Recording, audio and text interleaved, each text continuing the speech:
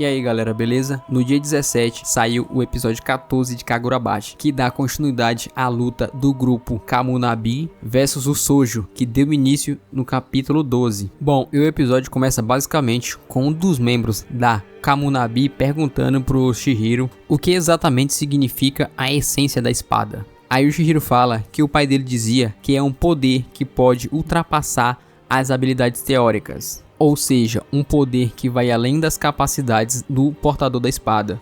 Um dos membros fala que pelo que o Chihiro descreveu das capacidades da espada, ela é realmente incrível, mas ainda assim não é o bastante para terminar uma guerra. Chihiro fala não se a espada for resumida apenas a um poder avassalador. E que com os anos que ele passou lutando e treinando com a espada, ele percebeu que as atitudes do portador da espada, a resistência do seu corpo e até as suas aspirações mais fortes, tudo isso influencia em um poder que nem mesmo o criador das espadas tinha conhecimento. Aqui mais ou menos dá a entender como se fosse um vínculo que a pessoa vai criando com a espada com o passar do tempo. E só um portador de espada mágica consegue perceber isso. E aqui a gente consegue ver a mansão lá abandonada que a Char está sendo mantida presa e sendo usada como cobaia. Então a gente vê o Shiba encontrando o casebre que um dos guardas tinha falado para ele que dá acesso ao armazém. E ele fala que eles têm dois objetivos, e o primeiro e principal deles é salvar a Char, e a segunda é encontrar informações sobre aqueles que estão por trás do Sojo, e do Hisaku e da Shinuchi. Ai cara, que nome complicado. Aí ele já pergunta pro guarda que foi rendido pelo Chihiro se ele não vai abrir a boca e contar tudo que tá acontecendo ali. E ele fala que não sabe de mais nada e só conta sobre o casebre que a gente viu na página anterior o Shiba encontrando. Então o Chihiro pergunta se eles devem se separar. O Shiba fala que sim, que eles não têm tempo, eles vão conseguir cobrir uma área maior. E o Chihiro fala pra ele que ele não tá em condições de lutar, então ele tem que tomar muito cuidado. Então ele fala pro Chihiro ir ao encontro da Char, que ele vai dar uma olhada no casebre e depois se encontra com ele. E se ele não conseguir entrar, pra ele ficar de olho até ele voltar. Aí a gente vê a figura de 4 pessoas guardando a entrada. E possivelmente esses são os magos que estão protegendo o local. E o Chihiro tá olhando para eles de cima das madeiras que sustentam o teto.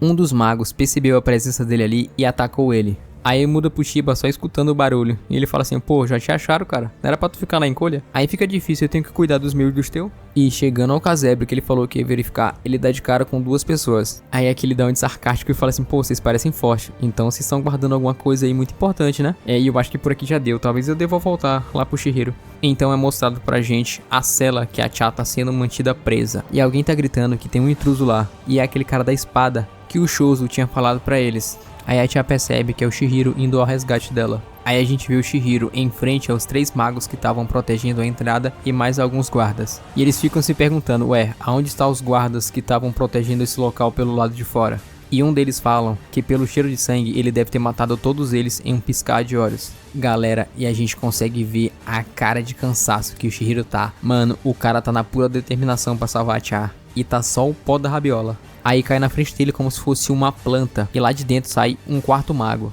As coisas já estavam difíceis com 3, imagine com 4. E ele tenta acertar o Chihiro com a lâmina que sai do seu braço. Mas o Chihiro consegue desviar. E nesse momento aparece um 5º mago indo pra cima dele. Cara, as coisas só pioram. E esse é um brutamonte. Só falta ele falar assim, vem brincar comigo meu parceiro, eu sou pequenininho, me dá um abraço aqui. E mais uma vez ele reclama do braço dele que tá debilitado. E ele não tem força nem velocidade para aquela batalha. O cara consegue acertar o golpe nele, mas ele minimiza o ataque com a espada e seu braço esquerdo. E é arremessado contra a parede. Bom, e vendo aquela situação ali, os caras começam a alugar ele. Falam assim, pô cara, se você continuar assim vai ser muito fácil. Vai ser moleza, você nem tá se aguentando em pé. E você já tá com o pé na cova. Mas me fala, é verdade mesmo que o Sojo falou que você conseguiu absorver o ataque de raio da espada dele? Isso foi impressionante, mas julgando pela força que você ainda tem, você cavou o próprio túmulo. E cuspindo sangue por todos os buracos que ele tem no corpo, o Chihiro fica se perguntando se ele usa o Nishiki ou não. Mas ele chega à conclusão, se ele usar o Ishiki naquele estado ali e ele não conseguir derrotar todo mundo, ele vai desmaiar e esse será o fim dele. Aí ele cria uma distração e foge do local. Os magos que estavam com ele naquela batalha chamam reforço para poderem capturar o Chihiro, já que o Sojo quer a espada dele. E eles sabem que ele não conseguiu ir muito longe, pois ele está bastante ferido e debilitado. Aí a gente vê ele em um canto se perguntando se ele estivesse com seu corpo em um estado perfeito, se ele conseguiria salvar a Char. E nesse momento ele lembra de uma conversa que ele teve com seu pai, em que ele fala que provavelmente não vai ser como seu pai. E o pai dele fala que provavelmente não, e que ele é igualzinho uma mãe dele, muito meticuloso, e é sério o tempo todo. E que ele fica muito feliz pelo Chihiro escutar todos os conselhos que ele dá, e nem sempre ele deve ficar contando com eles. E se ele ficar se baseando na sua vida, não haverá sentido na sua existência.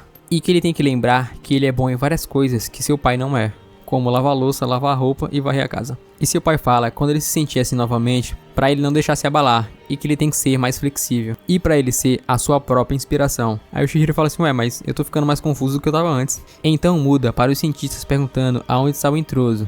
E um dos magos fala pra ele não se preocupar, pois eles vão capturar ele, já que ele fugiu com o rabo entre as pernas. Então eles falam que está tudo bem e eles vão prosseguir com o plano, que é arrancar os membros da garotinha. Cara, como eu tô torcendo pro Chihiro pegar esses caras e moer todo mundo na base da porrada. Bom, escutando que eles vão continuar com o plano, ela só consegue lembrar do rosto de sua mãe, falando que não há mais nada o que fazer. E os magos continuam sua procura pelo Chihiro. E um deles pergunta se talvez ele já tenha fugido, mas outro fala que não, e que os guardas estão sujos de sangue dele, e o cheiro dele está espalhado por todo lugar.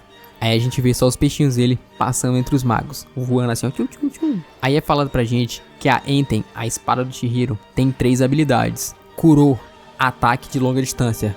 AK, absorção. E Nishiki, proteção. Aí a gente só consegue escutar a voz dele. Seja mais flexível. Deixe-se levar pelas ondas do mar. Aí ele fala, foi mal, Char, mas isso já vai terminar. Porque ele vai cortar todo mundo ali no meio em um instante. Então ele fala, Kuro, Shigiri. E a gente consegue ver os peixinhos dele tomando conta de todo o local, como se os magos que tivessem ali tivessem submerso na água. Então com isso, galera, a gente terminou o primeiro review de Kagurabachi, do episódio 14 da primeira temporada. E aí, você gostou? Se gostou, deixa o like, compartilha e se inscreve no canal. E comenta aí se vocês vão querer o review dos episódios passados. Se tiver muito comentário dizendo que sim, eu trago aqui no canal, tá bom? Beleza? Por hoje ficamos por aqui, até a próxima, valeu!